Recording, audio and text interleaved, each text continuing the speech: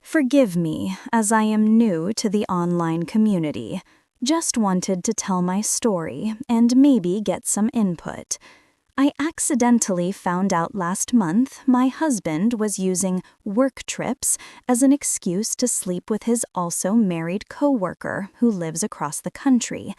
When I say accidentally, he sent me a screenshot of Amazon purchases for our children, and included at the bottom of the photo was a delivery to this woman.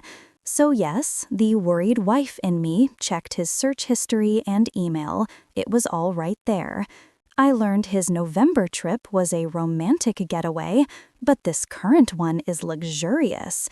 A spa resort complete with couples massages, couples cooking classes, and monogrammed bathrobes from Etsy.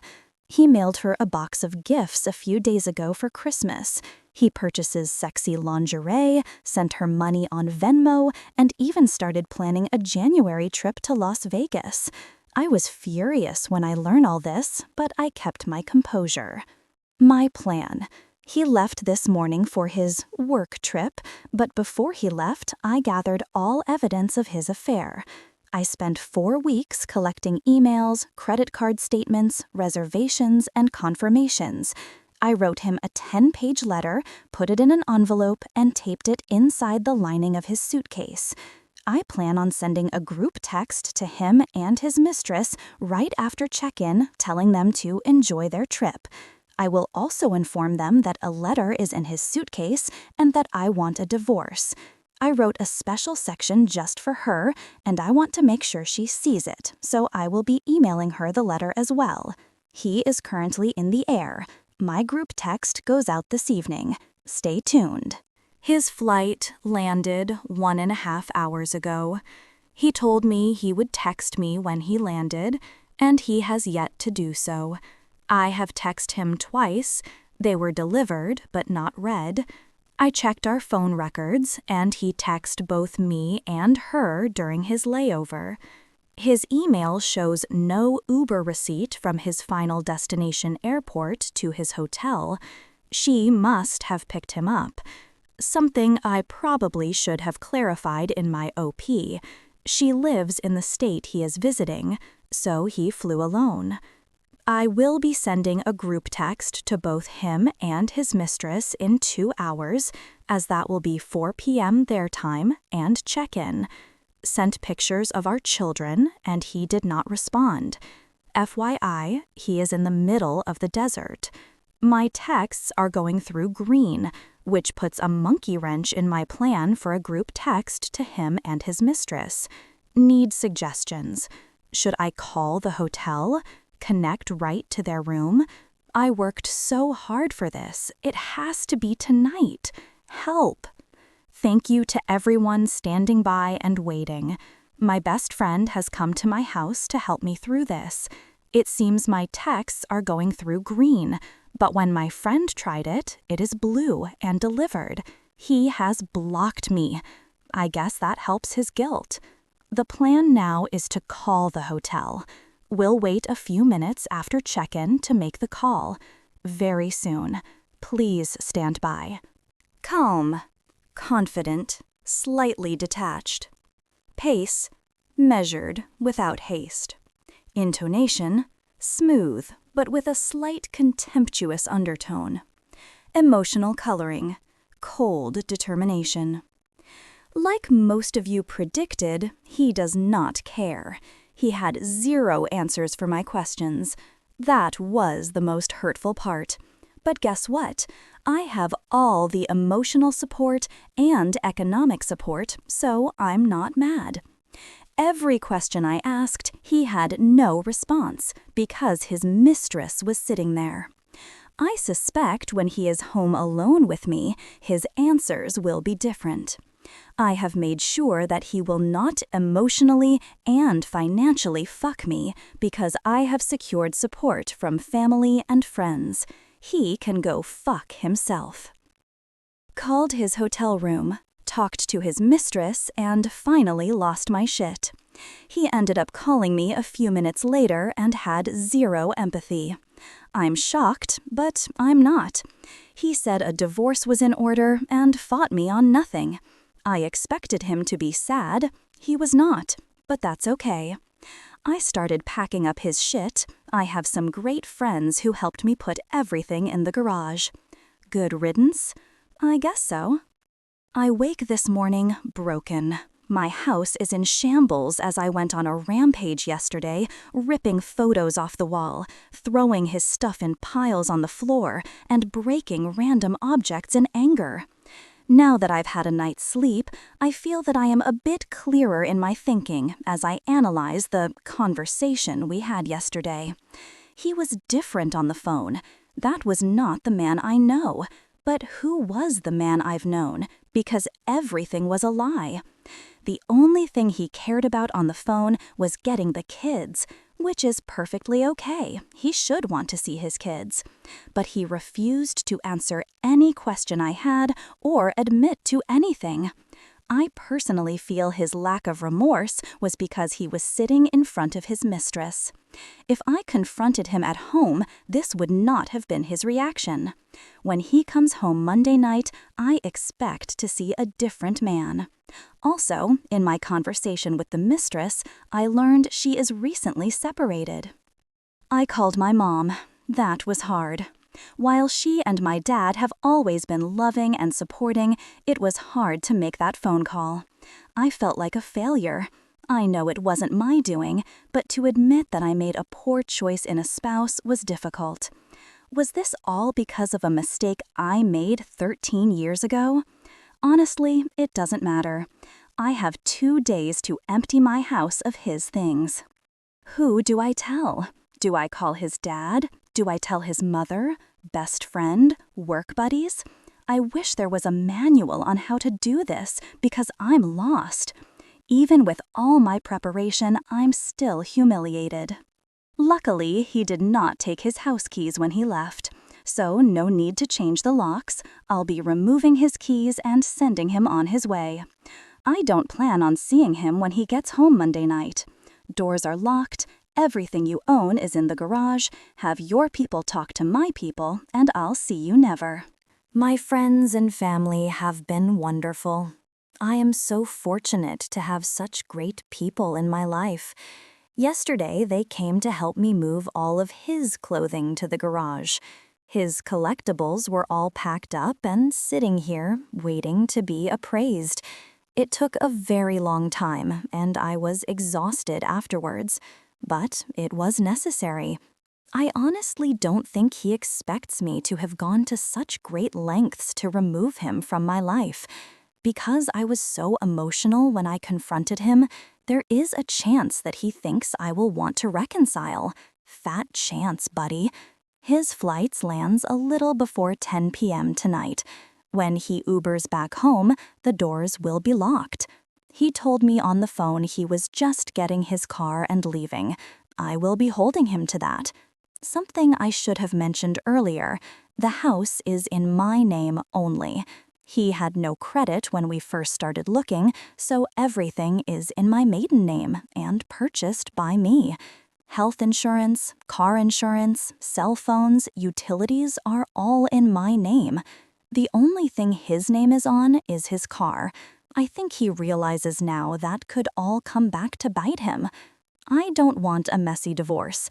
I'm willing to listen to his demands and try and meet in the middle on as many things as possible. He obviously doesn't care anymore, so I'm going to do my best to not care and treat this like a business deal. It's been a few days since his return. For a man who so diligently planned a secret retreat with his mistress, he took no time to plan for his return home. He has been living in the basement since Monday. I allowed him to watch the children open gifts on Christmas, but he has since returned to the basement. We have contacted 3 mediators and have appointments next week to start the mediation process. It's obviously over. We had a conversation/argument upon his return, and he actually asked about reconciliation. I laughed uncontrollably. Of course he pushed blame, stating that our marriage has been over for a long time. Well, that's news to me. His actions of an affair were selfish and avoidant. He didn't want to have that hard conversation with me about counseling or divorcing, and this route was easier and a lot more fun. Let's face it, he likes the attention of two women loving and pining over him. Well, I'm not longer playing that game. She wins, and oh, what a prize he is. I have been amicable about talking about the terms of our separation. My biggest hang-up is her. He may continue seeing her, and I have questions about her character. What kind of woman, mother, cheats with a man she knows is married and knows has children? When I confronted her on the phone last Saturday and asked her that question, she was silent. I asked if she was sorry, and it was as if the line went dead. That kind of person I do not want around my children. People who show no remorse, especially when they are in the wrong, are not kind people. I have found solace in friends and family, and thank you to everyone's recommendation of Chump Lady. I'm halfway through the book, read through the website, and find it so helpful. Thank you again to everyone. I can't believe the outpouring of support. To the trolls, sorry you think I'm an unfit and inattentive wife, but cheaters cheat because they want to. Thank you again to all. Not sure if you want a mediation update or if my story is over. Either way, I'm happy to have met you all. If you listen to the books and advice always given about cheaters, it all says the same thing. It's not you, they made a choice. My STBX insists things were bad. While I don't think we were Pam and Jim or Lucy and Ricky, I think things were good. This process has made me review who I am, who I've been, and who I want to be. Could I have made changes? Yes. Was I perfect? Absolutely not. But my decisions and actions were never detrimental to our marriage. They were more like sacrifices. And now I'm having those sacrifices thrown at me, and I'm being called neglectful. Is all this about attention? A narcissistic need to be the apple of someone's eye? Him and the AP are now blissfully in the honeymoon stage. Vacations, late-night phone calls like teenagers, present buying, etc. But what happens when the other shoe drops? What happens when she sees that he has very little patience with children, that he will walk past a sink full of dishes completely blind to them? When he doesn't pay the phone bill for 2 months because he is spending money on silly gadgets? What then? While it's not my problem, I'm sure his AP will take issue with these things. Perhaps then she will be put in the situation I've been in for a decade. Should she be the glue and hold it all together? Or should she neglect responsibilities for his neediness? I've been told by him that I'm at fault. Perhaps, but what about the decades of cleaning up your messes? Maybe if I would have had 2-hour conversations with him every night, things would be different. But to be honest, I'm happy I'm here. Now reflecting back, I see how underappreciated I was, how neglected I was. All these years, I thought I was helping, but I was really being taken advantage of, and this affair is no different. Just a word of advice to all the mess cleaners, excuse makers, and spouse sheltering people reading this. Stop. Stop now. I've learned that all the helping is simply them learning how to manipulate you. Draw that line in the sand. Prepare for an uncomfortable situation when they start to stumble under the pressures of real life. But don't lose yourself. I lost myself years ago, and it's not a place you want to be. We had our first mediation appointment via Zoom yesterday. It was very amicable, but only because I don't want to fight, and I just want this to be over. He apparently wants nothing. Not the house, not the furniture, not what he's entitled to of my pension. He just wants to be done as well. As I've been packing up things in the house to declutter, I've been offering him things, but he wants nothing. I suspect the moment our marriage is dissolved, he will be packing up his collectibles and clothing and driving across the country to live with her. I guess I should be okay with this, as I don't want to be married to him anymore. It just kills me that he will be moving in with her and helping her raise her 2 children while mine are fatherless. It makes me so angry, seething. The man who was abandoned by his father is now doing the same thing. Something he said would never, ever happen because of the mental issues it has given him today. Well, it looks like that, as well as mostly everything else, was a lie. Again, I take solace in the fact that their honeymoon phase will be short-lived. Reality will smack them both in the face, and she will realize that he can be more hurt than help. While I wish him well and hope the best, our kids deserve more than a Christmas, Easter, 1 week in the summer father. No dad at basketball games, Cub Scouts, birthday parties, and school plays. Meanwhile, AP will have him and her children's biological father. I guess nothing in life is fair, and my boys will have to learn that lesson early than I had hoped. Calm, confident, slightly detached. Pace, measured, without haste. Intonation, smooth, but with a slight contemptuous undertone. Emotional coloring, cold determination. My STBX left yesterday morning to visit her. I told him to go. I told him to spend NYE with him, and our COVID circle friends who we celebrate with have zero interest in seeing him either. He booked a flight 30 minutes after I told him to go. My only stipulation was that he is back for this weekend, as it's my birthday, and I really need a day to myself. I've watched the kids for 3 weekends now while he went to see his mistress. I thought I at least deserved my birthday to relax. He texted me while he was boarding that he won't be home for my birthday. Well then. He claims when he booked this, he booked a return for the evening of my birthday.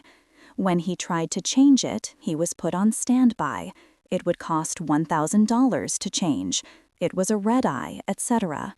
The excuses kept coming. He apparently does not realize I have access to the internet as well, and flights are less than $300 with the airline he flew. I told him this, and he said those flights weren't there when he booked, and he will take care of it. I just want him to be honest. If you don't want to be here for my birthday, just say it. If you don't want to spend the day with your children, just tell me. I can't force you to be a parent. I told him the flights were available and affordable. It's his choice to rebook. Ball is in your court. That's all I can do, right? Stay tuned for an update on his return this weekend. It was 12:40 a.m. on NYE, and there was still no call from him. I was angry for no other reason than I explained to the kids that even though Daddy wasn't with us, he would call at midnight to talk to them and wish them a Happy New Year. I was made to be a liar. So I text my STBX, and his excuse was, they are with their friends. I didn't want to bother them. Excuse me? Bother them? You mean you didn't want your kids to bother you, is what you are really saying. If I was across the country on NYE without my kids, I would have called and done the countdown with them via FaceTime. I think most parents would, but not him. He said, if you would have told me that you told the kids I'd call, then I would have. He tried to spin this on me, that I created this mess. Why do I have to tell you that you need to call your children at midnight? This small act said a lot to me. Our children are not a priority. I guess he didn't want to ruin his perfect vacation at his new girlfriend's house with her children. He has a nice new family now. Today is my birthday, and he returns this evening. I told him in my NYE text that I will speak to him on the 12th, our next mediation meeting, because I'm done. I tried to be civil for the kids, but he is not putting forth the effort for them. The past few days have been strange. We rarely talk, and when we do, it's about mediation, plans moving forward, or the kids. We have been civil and communicating well about those items. We are also friendly in front of the children as not to upset them. The situation is strange because we are getting along. There is no arguing. It's a shared focus to just get through mediation and divorce. That's fine by me. Last night, while I was cleaning the kitchen, I heard him on the phone in the basement. I guess he didn't realize the door was left open by one of the children. Not wanting to be a part of the drama anymore, I went to close the door. At that point, I heard him tell her how crazy I have been acting. Excuse me, we don't speak, and when we do, it's very civil. How is that crazy? Well, he proceeded to tell her about a conversation we had, and he lied about everything. While the conversation part was true, he told her I exploded, I was in a rage, I was crying, etc. None of that was true. He explained how he laughed in my face at my rage, also not true because there was no rage. I had told him a while back, before the NYE debacle, that I would start dating eventually, and he proceeded to tell her that I was bragging about guys I'm meeting. So far from the truth. I slammed the basement door. I'm sure he knows I heard. So I ask, why the need to lie and make me a villain? We aren't staying together. I have no reason to fight with you anymore. That's why we are paying a mediator.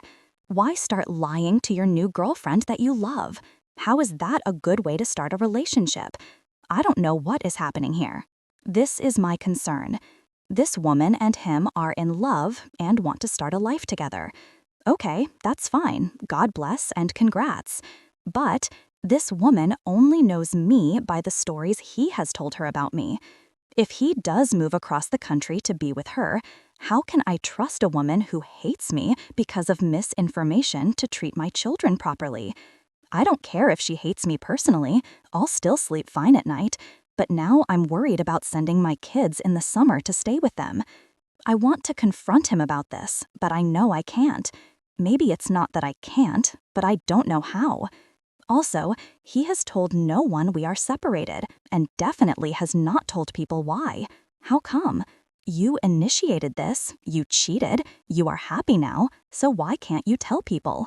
He told his father that he was bringing the kids alone to visit him because he and I weren't seeing eye to eye at the moment. What? I would assume he's afraid to face the music, or is just finding comfort in the little love bubble he has created. He chooses to not face reality. He has yet to look for an apartment for when the divorce is finalized, but has booked another flight out to see her for Valentine's Day. He is refusing to face reality, and it's so frustrating. Yesterday was our second mediation appointment. While it was amicable, there was some obvious tension. The tension was not on my end, but more on his. Let me explain. During our first mediation, we brought up the topic that he might move out of state. At yesterday's meeting, I asked what we would do about custody if he moves to this particular state. When I mentioned the state by name, the mediator was confused. This prompted her to ask him why this state that is so far away. His answer? Well, then silence. He couldn't put into words the fact that he was leaving to be with his girlfriend. I had to finally chime in, realizing we are paying by the hour, that he was moving to be with his girlfriend. I realized later that was the first time he had semi-confessed to having an affair and a girlfriend to anyone. If you love this person so much, why can't you just say it out loud? That whole situation confuses me. Anyway, when it comes to dollars and cents, I will be fine. He will also be fine. He will have enough to do what he needs, and so will I. We have agreed to a physical custody scenario that allows him weekend and dinner visits. Fine by me. I want my boys to have their father. But the situation becomes a bit more difficult when he moves. While he said yesterday he plans to stay here at least a year, I doubt that will actually happen. When he does move across the country, he wishes to return for 1 weekend of every month to see the boys. Again, I'm fine with this scenario, but where will he stay that weekend? He has no family. Will he just be taking the boys to a hotel? Again, I don't think he actually thought this through. This is a problem we will tackle when he does decide to move. Lastly, the mediator said it could take about 2 months to finalize everything. He and I spoke after the session to go over some facts and figures, and I brought up the tentative finalization date of our marriage. I told him how 2 months is a good amount of time to save some money and find an apartment, to which he agreed. I also reminded him about his promise to not return to visit her until our divorce is finalized or he has a place to live. He quickly became frustrated, telling me that he knew and tried to shut down the conversation. I told him I'm happy that we are on the same page, but I'm not budging. If you leave while you still live here, you cannot come back. That is something we both agreed to. Now the big question remains, who does he break a promise with? Obviously, it's a win-win for me. Stay home and help me with the kids while you save $500 and move out quickly, or leave to visit her and I get you out of the house sooner. I'm happy with either decision. I just want to move on with my life and enjoy my moments with my children. When I took this dive into the Reddit community, I had no idea where I would land. I thought my feet would hit shallow ground, and I would be ankle-deep on the banks in an uncomfortable swimsuit all alone.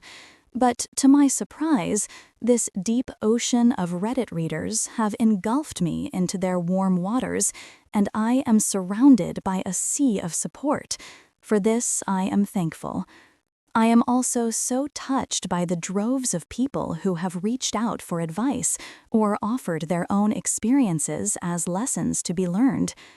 To the ones seeking advice, I tell them, I am not an expert swimmer. I am merely doggy paddling through this sea of hurt and confusion. Please don't use me as a sign of strength, because the truth is, I am not strong. I am you. I am the woman who reads because they are suspicious of late-night phone calls her husband takes. I am the spouse who has shouldered the entire family and is in desperate need of support. I am the woman who misses affection from her husband, who is next to her in bed every night. I am you.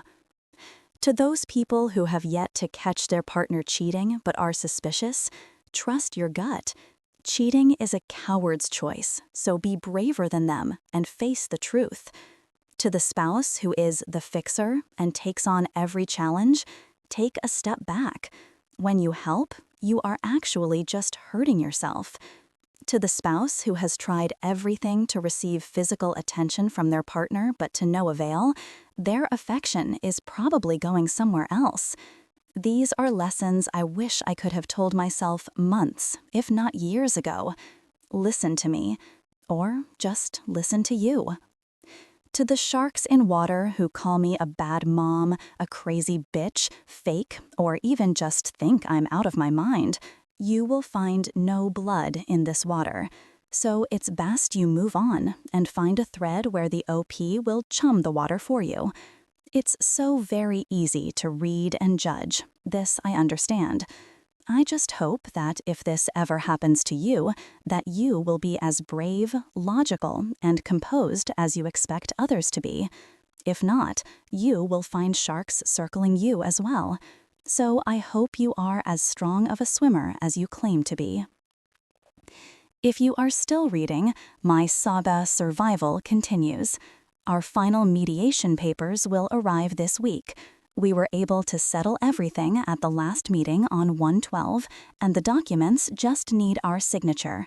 After that, the divorce papers need to be served and filed with the county. Then we await our court date, which will be done via Zoom. Yes, a bit anticlimactic, but it will still serve its purpose of divorcing.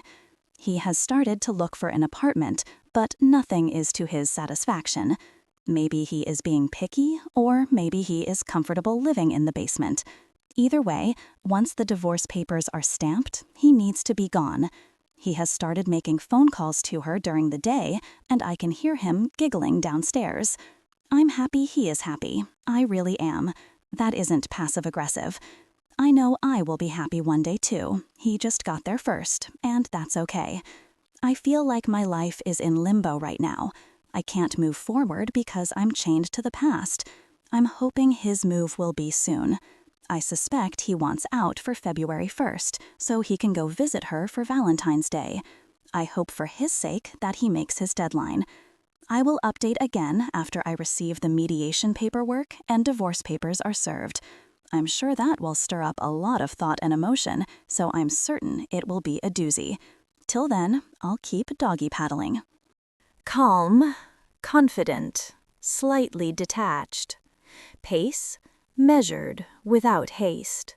Intonation, smooth, but with a slight contemptuous undertone. Emotional coloring, cold determination. If you have been following along, then you know that there was a chance he would leave for Valentine's Day to go visit her. Well, he left this morning. He told the kids, "I'm going," as he walked out the door, leaving me to explain a few hours later that he had to work when they started asking for him. I have learned that I can't have expectations. Just because I would try to be more honest with the kids doesn't mean he would. I was really proud of the fact that I didn't even engage him in the discussion, debate, argument of going. Yes, I had loudly vocalized some feelings a week ago when he told me he was going, but I have not engaged him about it since. All I asked was for his flight info so that I would know when to expect him back. He did not provide this information. Maybe he thinks I'm not entitled to it. Either way, he left, and I was fine. While we had the conversation multiple times that he would not visit her again till he had an apartment, he has reneged on that agreement. Shocker. He claims that he has every right to be here and he can do as he pleases. He put a down payment on an apartment a few days ago, but says he doesn't know when he is moving. What? The bills he pays in the house are less than the child support he will have to pay, so I think his decision to stay longer might be a financial one. I've offered him any piece of furniture he wants in the house. I even offered to pay for 1/2 of the cost of bunk beds for the boys. I just need him to leave. I have no idea why he is dragging his feet. But I learned through a mutual friend and former work colleague of theirs that she recently had COVID. When I say recently, I mean the Board of Health from her state said she could stop quarantining 3 days ago. But what about her kids that are in the home? Were they living there during her quarantine? Are they positive? Perhaps they are asymptomatic. Will my STBX be bringing me and our children home a COVID souvenir? I'm livid. For all those messaging me with concern and for updates, I apologize for my tardiness. It has been a heartbreaking 2 weeks. To amend for my absence, I will be posting 2 updates tonight. Let me start from the beginning. My STBX left for his getaway on 2/12 and did not return until 2:15. During his blissful vacation, my family and I suffered a great loss of one of our most beloved member to COVID. I was a mess. Everyone I love was devastated. I called my STBX on 2/13 and told him the prognosis was not good. It was loud where he was. There were children yelling. He informed me he was outside with her kids. Wow. Can't remember the last time he took our children outside, but I digress. I shouldn't have expected him to care about my bad news, but he was concerned. I guess there is still a decent bone somewhere in him. That concern would not last long, though. Upon his return, as he usually does, he schedules a COVID test. He scheduled one for 4 days after his return, but due to snow in our area, he did not go. This I understand. The weather cannot be controlled. Then he told me he rescheduled for 4 days later and then does not go. When I questioned him, his response was, "I feel fine." I suspected, since she probably got a negative COVID test shortly before his arrival, he felt safe in not getting one. Not until Monday, 3/1, did he finally get tested, a full 2 weeks later. Why? You know my family just suffered a terrible loss to COVID. How could you be so reckless and insensitive? The insensitive question is rhetorical. I obviously know the answer already. The day is approaching. Large boxes are being delivered to the house daily, containing new furniture to be assembled. The sounds of packing tape being ripped from the spool flood the house every evening. He's moving out. I'm overjoyed. I'm so happy that I have actually started engaging him in conversation. Yes, we have to chat to figure out child support and scheduling, but now I'm so ecstatic he's leaving, I even ask about his move.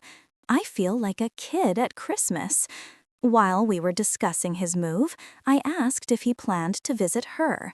No, this wasn't me prying. We need to set an overnight and weekend schedule for the kids, and I was hoping to be accommodating to any trips he had planned. But then my curiosity got the best of me, but for a good reason. Our children. I asked if she plans to come here to meet the kids. He replied in the affirmative and said she may come. Well, good for you both, but I would like to meet her before she meets the children. He went silent. I could tell he was rolling thoughts around in his head, or perhaps trying to figure a way out of this situation, but he came up empty. He honestly wanted to know why I needed to meet her. Excuse me? Come again? You really think I would let my children spend time with someone I didn't know? I'm the mother that interviews babysitters. Why would you think I wouldn't want to meet her? He claims to be worried that I won't be civil, but he knows me better than that. I have nothing to gain being rude to her. It's just ammo. I refuse to play that game. Plus, why would I care? I don't want him. That's your prize now, honey. Congrats. But he recognizes that he can't stop me in this. I have every right to meet her, as he would to meet someone I am dating. When it comes to the kids, we can't keep secrets. I think the real concern about us meeting is this. She will realize I'm not the horrible monster he made me out to be. His plans of assassinating my character to build himself up or to receive pity from her and the constant gaslighting will be revealed. She will see that I am not pining over him, quarreling with him, and that I'm genuinely a good person. Maybe she will see that he might be the real monster. Calm, confident, slightly detached. Pace, measured, without haste. Intonation, smooth, but with a slight contemptuous undertone. Emotional coloring, cold determination. My STBX was quiet, more quiet than usual, almost sulking. I don't understand his motivations anymore, and what he actually cares about, so I left it alone. Not my business to care and comfort anymore, right? That evening, after the children went to bed, he sat alone at the dining room table. It was as if he was waiting for me to address him. I did not. Sulk, that's your issue, not mine. After he received no attention from me, he made the big announcement. He claims he told everyone what happened between us, including his father. Then, oddly enough, he started to cry. Full, ugly tears. I thought these were tears of embarrassment and shame. He then proceeded to tell me the conversation he had with his father was the first time his dad has actually acted like a father towards him. While that statement in itself is unsettling, it is also confusing. I'm guessing his father supported him? I know if this was my son, I'd support him, but also have some strong words about how he went about this and how he should probably proceed in the future. But it looks like he received 100% support. So while I understand, I don't understand. Something was wrong here. Last week was my youngest son's birthday. I had asked my STBX if he would like to invite his father over for cake. He texted him several times with no response. He learned through their conversation/confession last night that his father was in another state for work. Okay, understandable. But here is the kicker. He went away with a new girl he is dating. Why is this strange, you ask? He just asked his wife of 30 years for a divorce at the end of January. So this makes me think, is adultery a learned behavior? My Phil abandoned my STBX when he was 9 years old, the same age as my eldest son now. Is there a pattern here? Or is all this just a crazy coincidence? I could not help myself.